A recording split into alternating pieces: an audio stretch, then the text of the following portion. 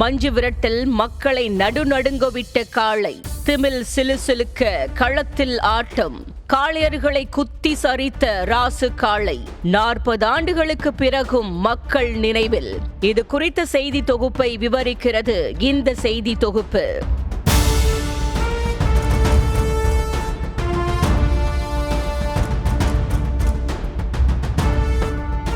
புதுக்கோட்டை மாவட்டம் பொன்னமராவதி அருகே உள்ள வார்பட்டு கிராமத்தில் உள்ள சூளப்பிடாரி அம்மன் கோவிலுக்காகவும் பாரம்பரியமிக்க மஞ்சு விரட்டிற்காகவும் காளை மாட்டை வாங்க முடிவு செய்த கிராம மக்கள் 1970ஆம் ஆண்டில் சிவகங்கை மாவட்டம் மேட்டுப்பட்டியிலிருந்து காளை மாட்டை வாங்கிய ஊர் மக்கள் ஒன்று கூடி அதற்கு ராசு என பெயர் வைத்தனர். பின்னர் காளையை பராமரிப்பதற்காக மலைச்சாமி என்பவரையும் நியமனம் செய்துள்ளனர் கிராம மக்கள்.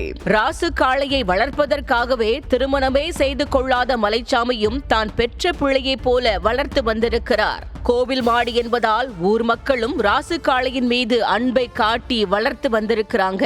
இந்த வார்பட்டி கிராமத்துக்கு காளை மஞ்சள் காளை வாங்கிட்டு வந்தோம். மேட்டுப்பட்டி கிராமத்தில் எல்லார் வீட்டுகளுக்கும் போய் நல்லா ரஸ்க்கு வறுக்கி வாழைப்பழம் எல்லாம் சாப்பிடும். யாரையும் ஒன்றும் முன்னாது ராசுன்னு சொன்னால் அப்படியே நின்றுக்கிறோம். சாயந்தரம் நேரங்களில் கடைக்கு போகும், கடையில் போய் நிற்கும். அவங்க கடைக்காரர் எவ்வளோ கூட்டமாக இருந்தாலும் அதுக்கு வேணுங்கிற அரிசி வெல்லம் முறுக்கு அதை கொடுத்துருவாங்க. அதை வாங்கி தின்னுட்டு போகும். அப்படி யாரும் கொடுக்காம அந்த கடைக்காரர் இருந்தாருன்னா அது நேரம் என்ன பண்ண அந்த கல்லாப்பட்டிக்கு நேரம் கொண்டு தலையை வச்சிடும். தலையை வச்சாக்க அப்போ அவர் எப்படி வியாபாரம் பண்ண முடியும்? அவர் கொடுத்துருவாங்க. அப்போ அந்த சின்ன பிள்ளைங்கள்லாம் ஏறி விளையாடும். ஆனால் கயிறை எடுத்து கயிறு போட்டாச்சுன்னா அதனுடைய சுரூபமே வேற மாதிரி இருக்கும். அது அந்த மலைச்சாமி தான் அடக்குவார். இப்படி ஊர் மக்கள் பாசமழையில் வளர்ந்து வந்த ராசு காளை வருடம் தோறும் நடந்து வரும் மஞ்சு விரட்டு போட்டியில் கிராமத்தின் சார்பில் பங்கேற்று வருவது வழக்கம்.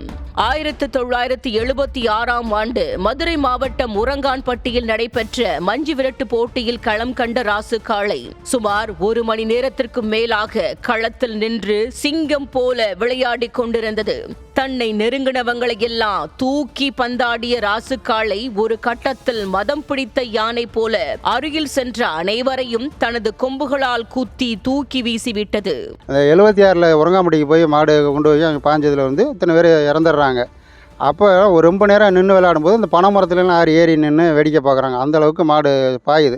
இந்த மஞ்சு விரட்டில் 7 பேர் பரிதாபமாக உயிரிழந்த நிலையில இச்சம்பவம் அந்த பகுதியில் பெரும் பேசு பொருளாகவே மாறியிருந்தது. தொடர்ந்து 20 நாட்கள் கழித்து மேலவளவு பகுதியில் நடந்த மஞ்சு விரட்டில் பங்கேற்பதற்காக ராசு காளையை ஊர் மக்கள் அழைத்து சென்ற போது உரங்கான்பட்டியில் மாடு முட்டி இறந்தவர்களின் உறவினர்கள் ராசு காளைக்கு எதிராக திரண்டு காளையை போட்டியில் பங்கேற்க அனுமதிக்கவில்லை. எங்கள் உறவினர்களை கொன்ற காளையை நாங்க கொல்லாம விடமாட்டோம் என பாதிக்கப்பட்டவர்கள் அரிவாள், வேல் கம்பு என பல ஆயுதங்களுடன் திரண்டதால் பரபரப்பான சூழல் உருவானதை அடுத்து காளையை பாதுகாக்க ஊர் மக்களும் கடுமையான போராட்டத்தில் இறங்கி இருந்தாங்க. மேல உழவு மஞ்சு விரட்டும் வருது. வந்தவொன்னே அங்கிருந்து ஒருத்தர் அந்த ஊரில் முக்கியமானவர் மார்க்கண்டையங்கிறவர் பாக்கு வச்சு எங்களை மாடை ஓட்டிகிட்டு போகிறாரு. மாடை ஓட்டிகிட்டு போனோடனே அங்கே கொண்டு போய் அவர் மாட்டை வீட்டுக்குள்ளே கட்டி வச்சிடுறாங்க.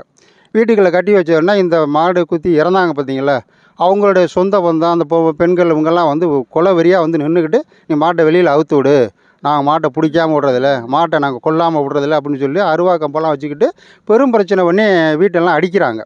ஆனால் நிலைமை கட்டுக்குள் அடங்காமல் போக இனி மஞ்சு விரட்டில் ராசு காளையை அவிழ்த்தால் காளையை சுடச் சொல்லி உத்தரவு பிறப்பிச்சிருக்காங்க. இனிமே எந்த மஞ்சு விரட்டு போட்டியிலையும் ராசு காளை பங்கேற்க கூடாதுன்னு எச்சரிக்கை விட்டதால கலங்கி நின்ற கிராம மக்கள் ராசு காளைய சொந்த ஊருக்கே கூட்டிட்டு போயிருக்காங்க. அதிலிருந்து எந்த மஞ்சு விரட்டிலையும் பங்கேற்காத ராசு காளை 1983ஆம் ஆண்டுல உடல் நலக்குறைவு ஏற்பட்டு பரிதாபமாக உயிரிழந்திருக்கு.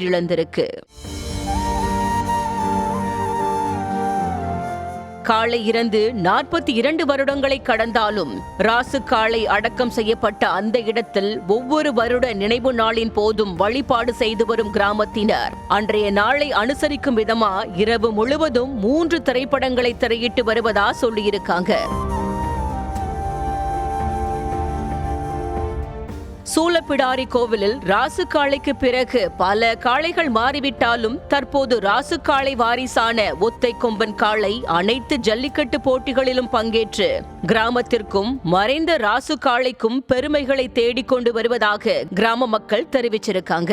ராசு காளை உயிரிழந்து 42 ஆண்டுகளை கடந்தாலும் வார்பட்டு மக்களின் மனதில் இன்றைக்கும் நீங்காமல் ராசு காளை காவல் தெய்வமாயிருப்பது கேட்போரை நெகிழ்ச்சி அடைய செய்கிறது. செய்திகளை உடனுக்குடனும் துல்லியமாகவும் தெரிந்து கொள்ள சப்ஸ்கிரைப் பண்ணுங்க.